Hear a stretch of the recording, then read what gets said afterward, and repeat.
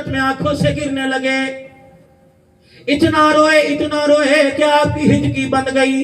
साहबा इकराम कहने लगे माँ बाप आप पर कुर्बान हो जाए। कमली वाले इशारा कर कि मैं इसका सर कलम करके तेरे कदमों में डाल दूं। हुजूर ने अपनी कमली मुबारक से आंसू पूछे, फरमाया तलवारे नियाम में रख लो, मोहम्मद ने इसको माफ कर दिया है। दरबारे रिसालत से जब उठने लगा, साहबा इकराम कदमों में बैठ गए। या रसूल अल्लाह, इसका जुर्म क्या था, इसकी गलती क्या थी? हुजूर अलैहि सलाम इतना कह के रोने लग गए। पर मैं तुम्हें यारों में क्या इसकी गलती बताऊं, क्या इसका जुर्म कसूर बताऊं? इसका चेहरा देखकर मुझे मेरी बेटी बड़ी ज़ैनब याद आ गई। अल्लाह के नबी बताओ ये कौन था? फरमाया जब मेरी ज़ैनब हिजरत करके मक्के से मदीने आने लगी, इसने नेज़े की नहीं सवारी पर मारी, जानवर ऊंट भी दब गया, सवारी जमीन पे गिरी, मेरी बेटी भी जमीन पे गिर गई, मेरी बेटी के पेट का हमल जाया हो गया। अल्लाह अकबर, ये मेरी बेटी का कातिल आज मेरे सामने आ गया।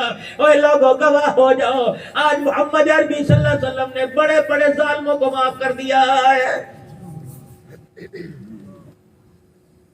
सोचना तो सही मेरे अजीजों, हमारे जुल्म की दास्तान है।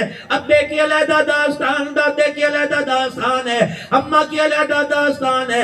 आज बीवी इस वजह से घर छोड़ के जा रही है, या अपने भाई से संजोग रख, या मेरे से राब्ता रख, या अपने भाई पे खर्चा रख, या हमारा खर्चा उठा। मैं बर्दाश्त नहीं करती कि तेरी कमाई से तेरे भाई के घर का चूल्हा जलने लग जाए। आज बक्कर की अदालतों में रो राहत से पूछ लो कितनी चैम्बर के अंदर मेरे अजीजों फाइलें पड़ी हैं। हर फाइल के ऊपर लिखा है या मुझे अलहदगी चाहिए या मुझे तलाक चाहिए।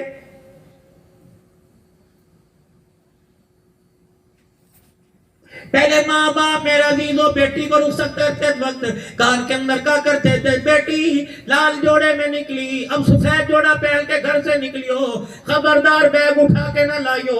बेटी खबरदार, जैसी कैसी जिंदगी गुजारियो, घर से तेरा जनाजा निकलना चाहिए।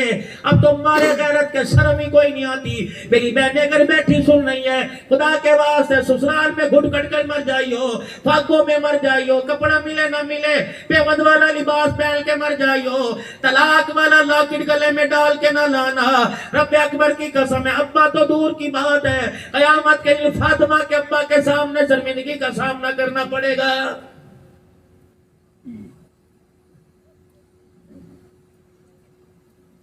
अगर मेरे अजीजों तूने कयामत के दिन यूं कह दिया, मेरी बहन मेरी बच्ची ये कह दिया, मेरा खाविन मेरा खर्चा पूरा नहीं करता था, मुझे गर्मी सर्दी के जोड़े नहीं दिलाता था, मेरे घर का चूल्हा नहीं जलता था, ये नौकाली कमली वाला अपनी लख्ते जिगर फातिमा का हाथ आगे पकड़ के कर दे और फातिमा तुजारा का हाथ पकड़ के आगे कर दे कि तुझे तो रोटी भी मिला करती थी।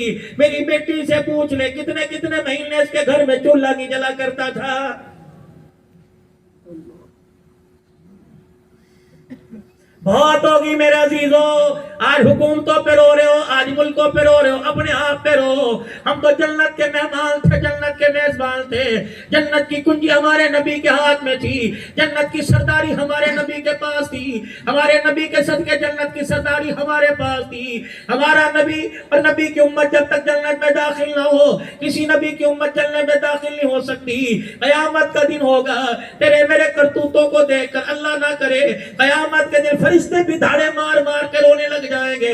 फरिश्तों से पूछा जाएगा तुम क्यों रो रहे हो, तुम तो पाक साफ हो, कहेंगे अपनी जात पे नहीं रो रहे, तुम्हारे पे रो रहे हैं। पूछा जाएगा क्यों रो रहे हो, कहेंगे शर्म नहीं आती, किस नबी के उम्मती हो के कहां जा रहे हो।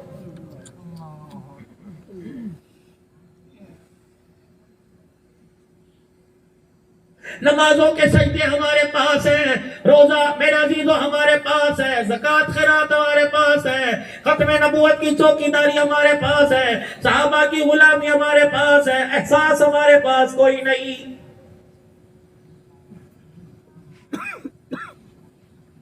सगा भाई अस्पताल के अंदर मेरा अजीजों जिंदगी की आखिरी सांसें ले रहे हैं, दूसरा भाई होटल पे बैठ के कड़ाई खा रहे हैं, सिर्फ भाई की बीमारी का दुख ही कोई नहीं।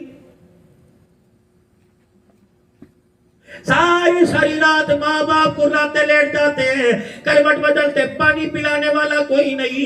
ये सगी औलाद जिसको माँ 9 महीने उठाकर इस गंद को झोली में उठा के फिरती रही, एसी वाले कमरे से निकलकर माँ की खांसी पर हाल पूछने को तैयार कोई नहीं।